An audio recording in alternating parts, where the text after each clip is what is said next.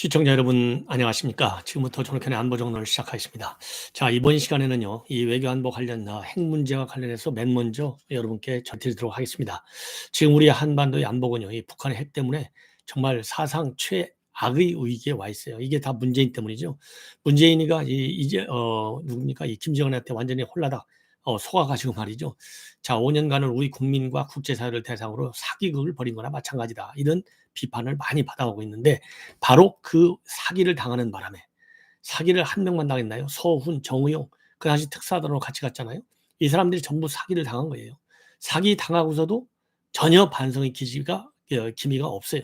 이래서 지금 굉장히 우리가 어려운 상황이 있고 이러다 보니까 이제 윤석열 대통령이 미국이 가지고 있는 핵 자산 이거를 갖다가 이 정보도 공유하고 이 공동으로 또 기획도 하고 또 운영도 같이 하는 이런 연습 이거를 같이 하고 있다. 이런 그 입장을 우리 조선일보와 인터뷰를 통해서 어제 처음으로 밝혀졌어요. 그런데 바이든 대통령이 이거를 부인하고 나섰습니다. 이러니까 김은혜 수석이 오늘 긴급 브리핑을 했어요. 그래서 이 내용을 중점적으로 전해드리도록 하겠고요. 그 다음에 또 하나 중요한 것이 이제 반도체 산업에 대한 세액 공제입니다. 윤석열 대통령이 잔뜩 화가 났죠. 이거 똑바로 다시 한번 검토해라. 검토하라고 하니까 이제 지난 연말에 최종적으로 이제 국회에서 말이죠. 이 8% 감액하는 걸로 결론이 났어요. 자, 그런데 오늘이 이제 며칠이죠? 1월 3일이니까 불과 일주일 만에 추경호가 생각을 완전히 바꿔가지고요. 어마어마하게 이제 세액 공제에 나섰어요. 25%에서 최고 35% 정도의 세액 공제에 나섰습니다. 자, 대통령이 얘기하면 달라지고 얘기 안 하면 넘어가는 이 기재부 관료들이요. 이제 뭐 이 경제 관료들이 다 뭐 어느 부처 할 것 없이 우수한 관료들이 많지만 특히 이 행시 출신들 중에서는 기재부에 제일 우수한 인재들이 많이 가 있는다고 하잖아요. 그 우수한 무리로 교묘하게 집단 논리, 집단 이성에만 집착하고 있어요. 예, 그룹 싱킹. 잘못된 그룹 싱킹에만 빠져 있다 보니까 그야말로 반도체 산업이라고 하는 이 국가 전략적 차원이 아니라 이제는 세계 글로벌 스트래티지 차원에서 이거를 검토해야 되는데 한국이라고 하는 딱 나라 하나만 보고 검토하니까 8%짜리로 줄어드는 거예요. 그러다가 대통령이 한번 똑바로 해야 하니까 놀래가지고 불과 일주일 만에 아니 35%까지 올라갈 수 있는데 이거를 8%밖에 세액공제를 못하겠다. 이게 기재부 관료들 이 머리. 이거 정말 큰 문제네요. 예. 다행히 그래도 윤 대통령이 머리가 살아있어서 그나마 천만다행이고 이 내용 말씀드리겠고요. 그 다음에 이제 국내 정치적 뉴스. 왜냐하면 여러분들 아직도 이 외교안보 관련 뉴스를 하면요. 아직도 조금은 이 뜨끈뜨끈하지가 않은 것 같아요. 그래서 김만배 관련된 비리인데요. 김만배 관련된 비리가 결국 이재명으로 연결되지 않습니까? 이재명 빼도 박도 못하는 증거. 이 428억의 약정서를 검찰이 최근에 확보했다. 이거 어마어마한 스토킹이 아니죠. 스모킹 건이 되는 거예요. 예. 그리고 또 김만배, 이 사람은요, 한마디로 골 때리는 사람이네요. 땅만 보이면 전부 돈 벌 생각하는 것 같아요. 이런 사람이 말이죠. 참 그 그 소속 이 언론사도 참 문제가 많아요. 이런 사람을 갖다가 법조만 30년 하게 시켰으니, 야, 그 사람의 그 언론사 참 똑같은 사람들 같습니다. 미안한 얘기지만. 그래서 이 하얏트 땅, 여러분들 하얏트 거기 뭐 딱 한강, 예? 이 한 리버 딱 굽어 보이는 얼마나 좋아요? 그 외국 관광객도 많이 가죠. 국내인들도 가지만. 이 하얏트 호텔 아시는 분들 아시겠지만 그 옆에 주차장이 널쩍지근한 게 있어요. 남서쪽 방향으로. 그게 한 8천여 평방미터니까 대충 한 3천여 평이 되는 거죠. 예. 여기에 말이죠. 고급 주택 단지를 건설을 하려고 그랬대요. 누구하고 짜고. 이게 KH그룹이 산 거잖아요. KH그룹 김성태 최측근 아니에요. 배상윤 회장. 야, 이게 그러니까요. 이거 투자하려고 그랬고. 그리고 428억짜리는 이재명 일당이라고 해야 돼. 대장동 일당이라고 하지 마시고 이제부터는 이재명 일당이라고 하는 게 좋을 것 같아요. 이재명 일당들한테 바치려고 428억 약정서를 누가 이걸 갖고 있냐 명의신탁으로. 나무위가 딱 숨겨놓고 있었어요. 이거를 최근에 어디서 찾았냐?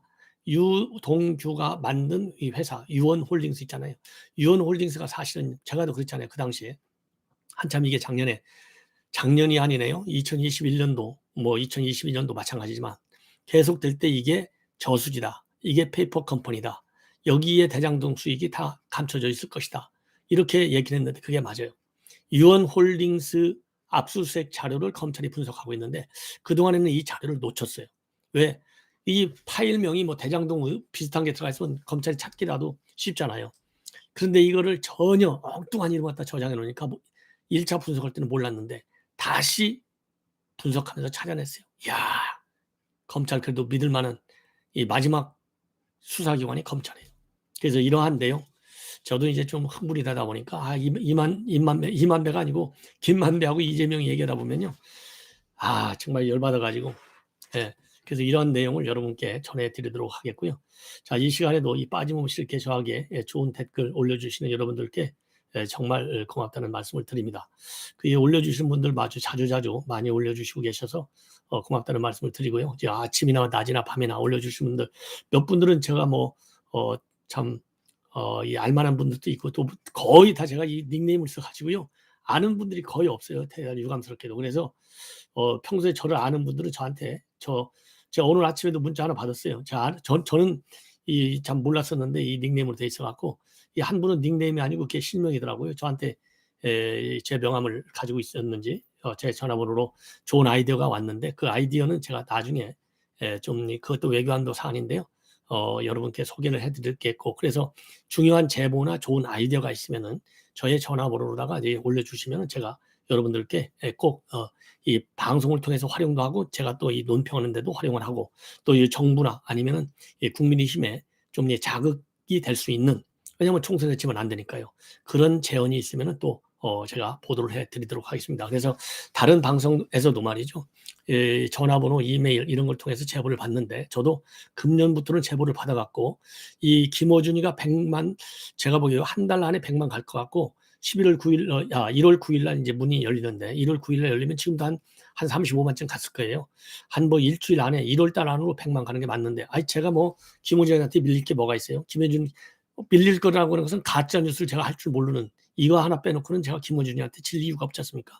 그까짓 거 날서가면서 방송은 되죠. 그래서 제가 100만을 가도록, 그래서 김어준이한테는 제가 다른 사람한테 주는 건 괜찮아요. 보수우파. 근데 김어준한테 치면 안 되잖아요. 김어준이를 따라가려면 우리 시청자 여러분들, 요즘 제가 보니까 구독을 좀 많이 눌러주시는데 구독을 많이 좀 눌러주셨으면 하고요.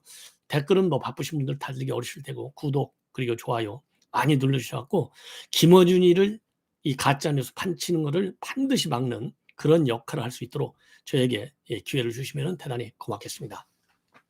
여기도 나왔네요. 제임스 권이라고 돼 있는데 팩트 체크 중심으로. 고맙습니다. 맞는 얘기예요. 자, 그쪽 인간들 다 구독할 텐데 맞아요. 그래서 우리 우파 점잖으신 분들은 제 방송을 많이 좀 구독을 해주시면 정말로 고맙겠습니다.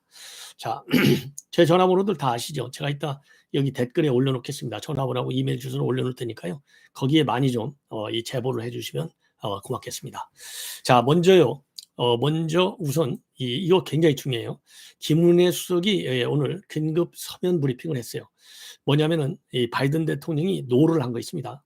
바이든 대통령이 뭘 노를 했느냐? 우리 윤 대통령이 이제 이 미국 전략 자산을 가지고 정보도 공유하고 전략 자산에 관한 운용에 관해서 공동 기획도 하고 공동으로 또 이 연습도 한다. 이런 얘기를 했거든요. 자, 요거에 관해서 이제 미국 기자가, 백악관 출입 기자가 물으니까 노 해버렸어요. 그래서 이 내용을 말씀을 드리는데 먼저 윤석열 대통령이 한 발언을 그대로 인용해서 먼저 말씀드려야 여러분들이 이해를 빨리 하실 수 있어요. 자, 윤석열 대통령이 1월 2일 조선일보 보도에 따르면 이건 12월 30일 날 인터뷰했다는 거 아니겠습니까? 주영중 편집국장 인터뷰했는데요. 인터뷰에서 뭐라고 얘기했냐면 이렇게 얘기했어요. 한미가 미국의 핵전력을 공동 기획, 그다음에 공동 연습 개념으로 운용하는 방안을 논의하고 있다. 핵무기는 미국의 것이지만은 정보 공유와 계획이나 기획이나 똑같은 거니까요. 플래닝. 그다음에 훈련을 한미가 공동으로 해야 한다. 미국도 상당히 긍정적인 입장이다. 이렇게 윤 대통령이 얘기를 했어요. 근데 이제 바이든 대통령이요. 이제 휴가 한 10일간 다녀오면서 어제 다녀왔어요. 그러면서 로이터 통신 기자가 딱 질문을 했어요.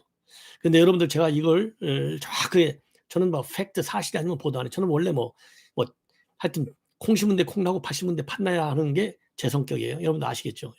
저는 그래서 이제 이 공직에서도 이제 정부만 30여 년 해온 사람인데, 그래서 이거를 확인하려고 미국에 제가 예전에 전화 인터뷰를 한 이 백악관 수십 년 이 출입 기자가 있어요. 우리 한국계 미국인이죠. 제인 박 여기자인데요.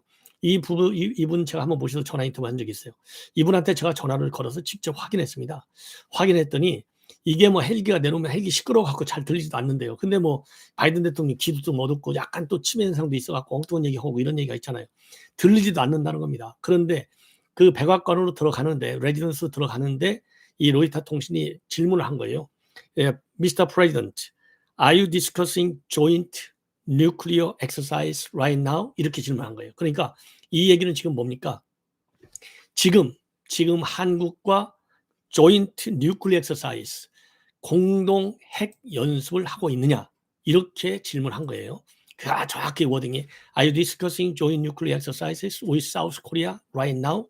이렇게 하니까 No! 딱 하고서 바로 집에 레지던스로 들어갔다는 거예요. 아무 말도 안 하고 더 이상.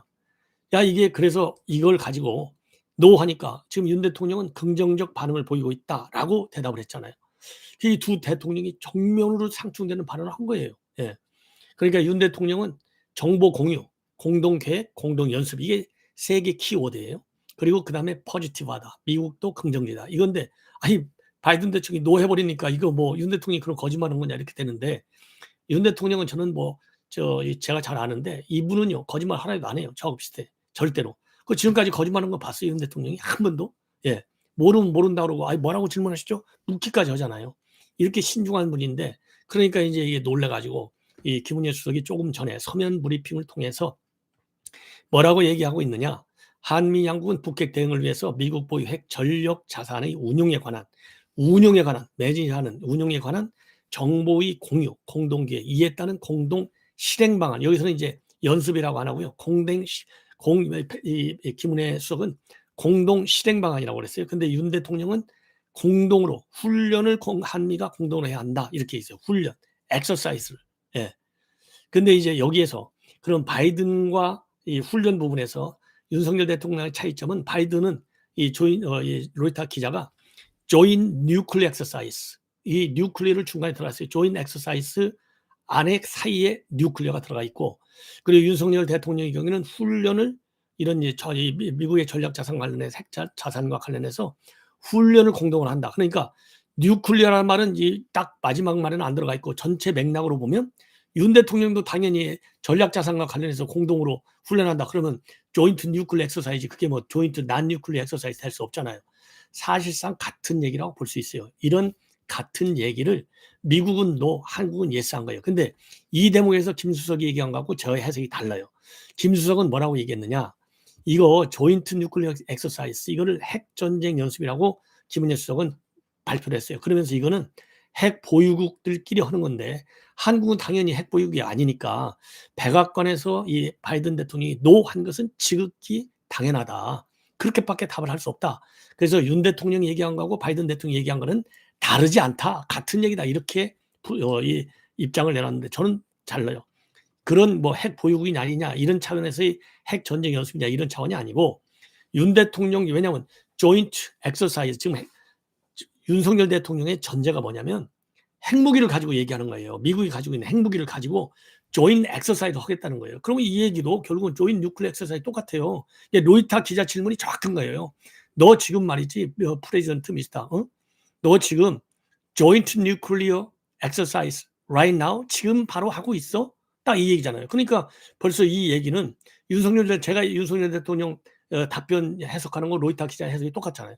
당연히 조인트 뉴클리어 엑서사이즈라고 하는 거예요. 그래서 이거는 뭐냐? 제가 보기에는 그렇잖아요. 윤석열 대통령 나이도 젊고 머리도 반듯반듯하고 성격도 바로 그렇기 때문에 허튼 소리를 안 해요. 그리고 지금 이 조인트 뉴클리어 엑서사이즈 이런 거 이건 이제 한미 간에 공동으로 기획하고 정보 공유한다. 이거는 작년 11월 달인가요? 그때 한미 국방장관 회담할 때 이미 합의가 된 사안이에요. 그렇기 때문에 더군다나 지금 핵 문제는 우리는 굉장히 민감하잖아요.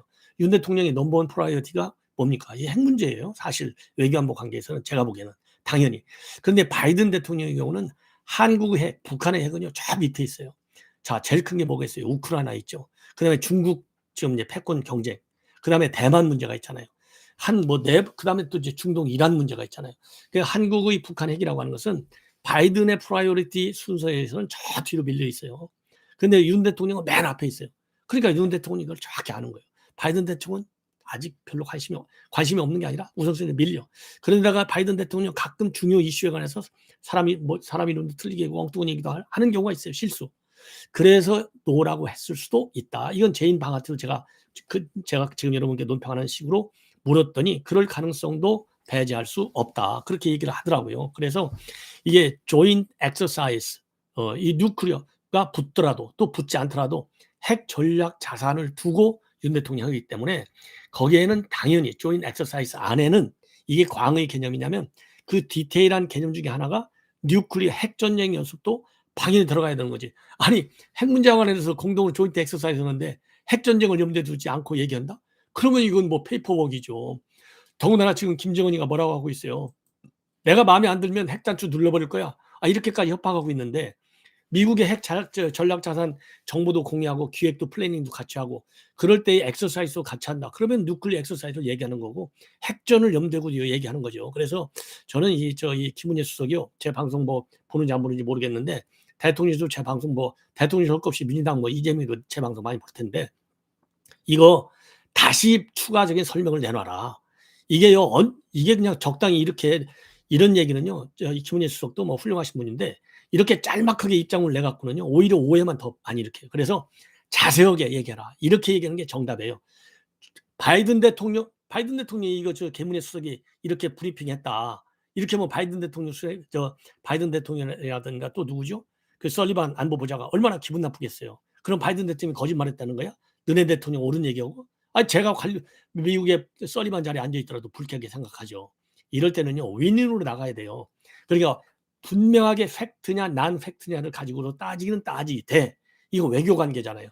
외교의 특징 중에 하나가 외교는요, 명확할 때는 명확해야 되지만 이렇게 갈등 소지가 있고 좀 체면을 서로가 유지해 줄 때는 전략적 모호성을 의도적으로 까는 거예요. 그래서 이 전략적 모호성도 중요한 전략 중에 하나예요. 그래서 이럴 때 의견에서는 아니야, 바이든이가 잘못한 거야. 물론 바이든이 잘못했다는 거 아니죠. 바이든 대통령이 핵전쟁 연습을 하는 거냐? 아니야. 그건 틀린 말은 아니야. 이렇게 얘기했지만은 핵전쟁 연습이냐 아니냐만 갖고 얘기하면 그러면 우리 국민들한테 속이는 거냐? 속이는 거 아니냐? 이런 비판이 나올 수가 있어요. 예. 그래서 바이든 대통령이 이렇게 얘기한 것은 당연한 것이다. 이렇게 해서 넘어갈 게 아니에요, 이거는. 예. 바이든 대통령이 모를 수도 있고, 제가 제인박 그 백악관 출입기자, 지금 현재 출입기자예요. 이분이 저하고 아까 통화했어요. 한 15분 통화했는데 그 전화로 그 전화 녹음한 걸 제가 틀어드리려 했는데 시간이 지금 없어서 제가 설명해드리고 내일 전화 연결할게요. 그래서 내일 디테일하게 자기가 NSC 쪽으로 물어보겠다고 그랬어요. 그래서 조인트 뉴클리어 엑서사이즈가 틀린 말이 아니고 거기서 바이든 대통령이 노한 거는 잘못될 수도 있고 잘못이 안 될 수도 있어요. 예, 왜? 조인트 엑서사이즈 안에 뉴클리어 워가 저는 반드시 전제되어 있다고 봐야 돼요. 그래서 이거는 김은혜 수석은 틀리지 않았다고 얘기하는 거지만 저는 틀렸을 가능성도 있어요. 왜? 바이든 대통령이 정황을 잘 몰라. 이 사안에 대해서 이 개념이 머리가 지금 깔끔하게 정리가 안 돼 있어요. 제가 보기에는. 네. 그래서 이 부분은 이 김은혜 수석이 지금 당장 하기는 어렵겠지만은 외교 당국하고요, 국방부하고 다시 확인하고 그리고 미국에도 전문을 다시 지시해가지고 미국 국무성하고 미 백악관 쪽에도 알아보고 미 국방부도 알아보고 그래서 이거는 좀 더 디테일한 설명이 필요하다. 예. 왜냐하면 바이든이가 노 딱 한마디로 그냥 바로 들어가 버렸다는 거예요. 그래서 이거 굉장히 중요한 겁니다. 제가 이거는 길게 발언을 하지 않을 수가 없어요. 그래서 이 부분에 대해서는 대통령실에서 추가적인 언급이 필요하다. 우리가 핵 보유국은 아니에요. 당연히 핵 보유국 아니죠. 북한만 핵 가지고 있고 우리가 핵 안 갖고 있으니까 지금 걱정하는 거 아니에요. 그래서 핵 공동 운영 이 기획 이런 얘기가 지금 나오는 거 아니겠습니까? 자, 그래서 이거는 우리 윤 대통령이 얘기한 거하고 바이든이 얘기한 거 받아들인 게 다르다. 이래서 윤 대통령도 맞고 바이든도 맞다. 이런 논리거든요. 지금 김은혜 수석의 소명불이 부는 건 저는 그게 아니다. 예.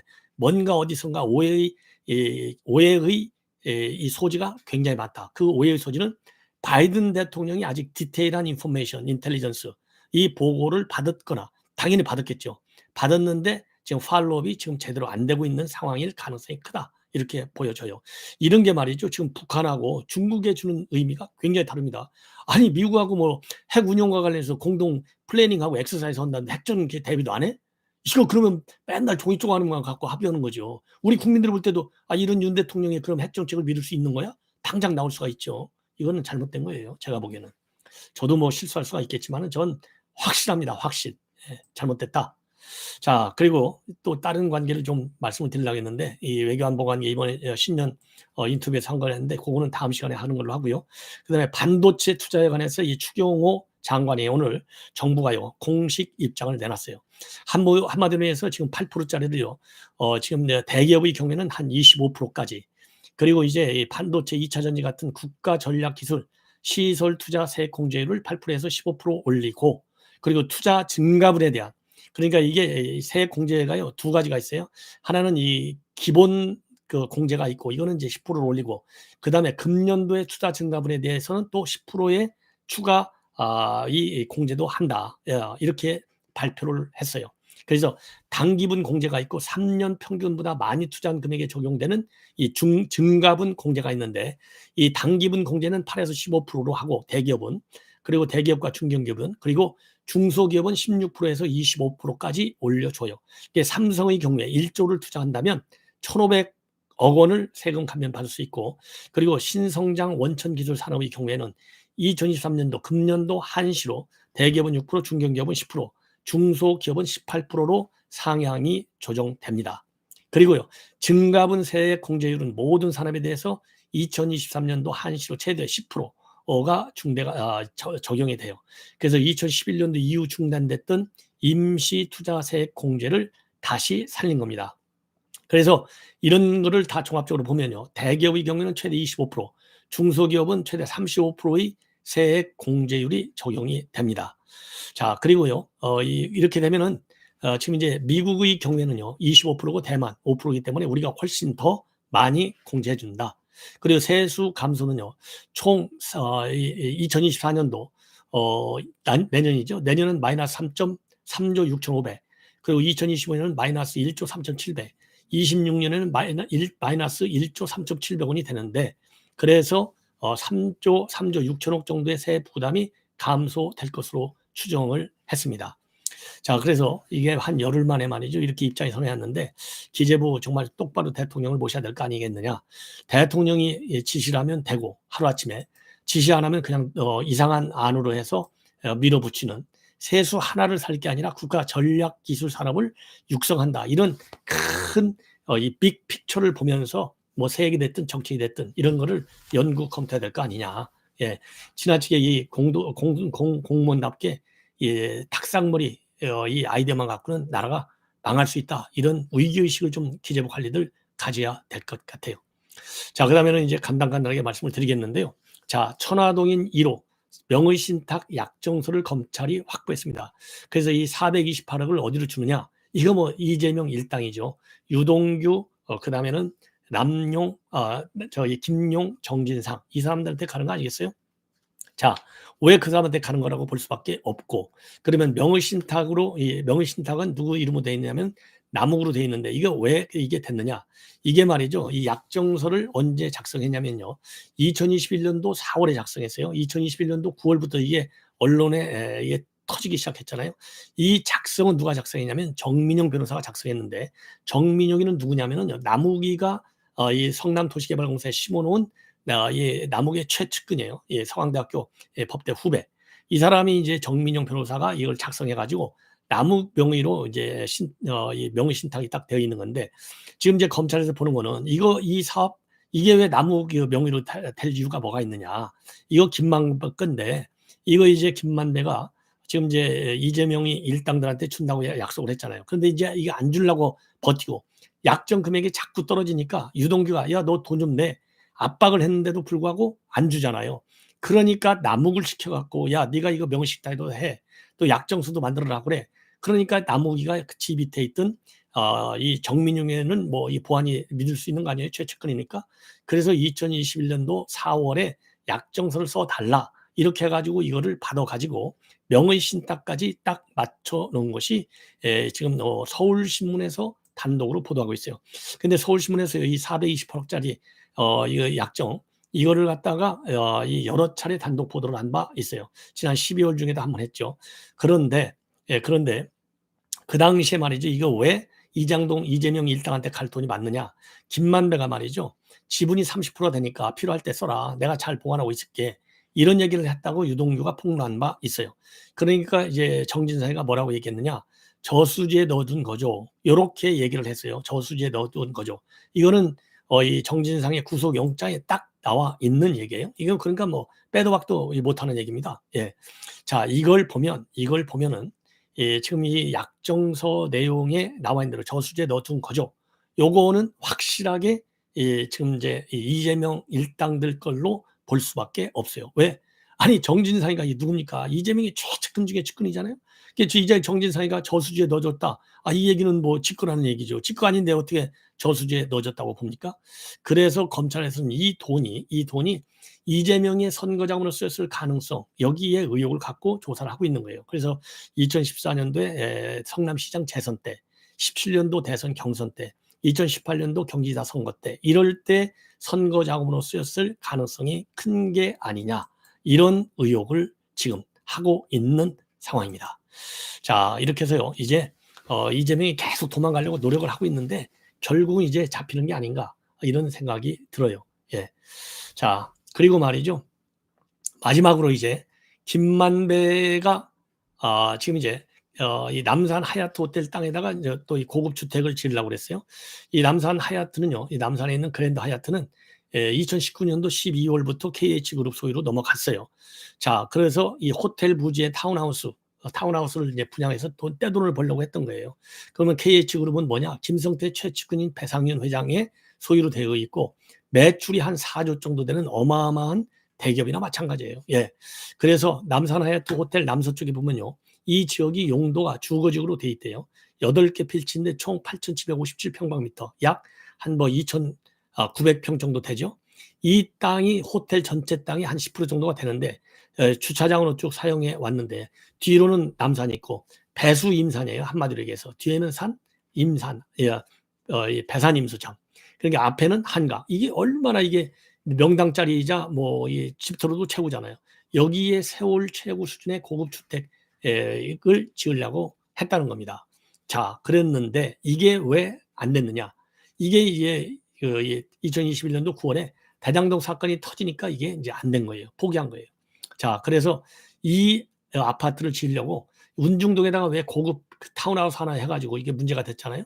이 타운하우스를 갖다가 이런 걸 뭐라고 그러죠? 이 쇼룸, 모델하우스로 만들려고 했던 거예요. 그래서 여기 그 타운하우스에 77억 8천만 원을 들여서 천화동 1호에서 돈을 꺼내가지고 이거를 모델하우스로 꾸몄다는 거예요. 그래가지고 이 갤러리처럼 꾸며놨다, 어마어마하게 꾸며놨다, 이런 얘기가 나왔다는 겁니다.